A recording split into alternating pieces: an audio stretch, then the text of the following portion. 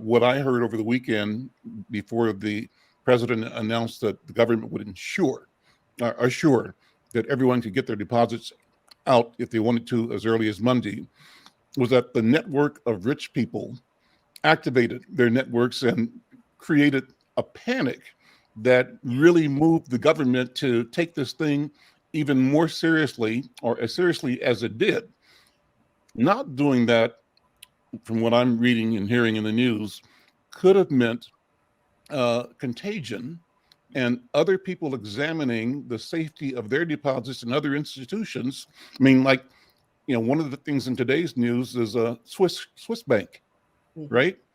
Same set of problems, different reasons maybe, and maybe you'll talk about that, but the potential for something happening, and contagion was the word, the panic that people might experience and cause them to act in ways that are irrational, further damaging the economy. That's a real threat. And I think you're right. The president and the government acted quickly to try to ensure and tamp down the idea of panic in the economy and in banking. But part of it was at the emergence and the statement of interest of those rich people who had their money in the bank, and they shook the tree. They shook it hard, and the government felt it had to respond. They probably did the right thing. What do you, Kim, what do you think? Am I saying this the right way? Does that make sense to you? Let me in this conversation. Please let me in this conversation. Because I've been taking notes. There's some problems, things that people aren't talking about. First of all, the bank run was, and this is why I love Twitter. You saw people, they were in small groups on Slack advising each other. This is about to happen. So your average depositor had no idea this was going on.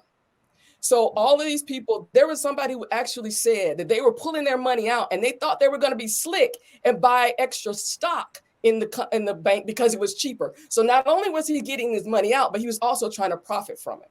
And so this is where, again, I say systems, institutions, and policies. So many folks in this space are these libertarians. They don't want any regulation. They just want to do all. We saw it in crypto. We saw it in blockchain. They just want to just do willy-nilly. But as soon as their money, as soon as their privilege is impacted or threatened, they're screaming and hollering. And that's what I saw on Twitter.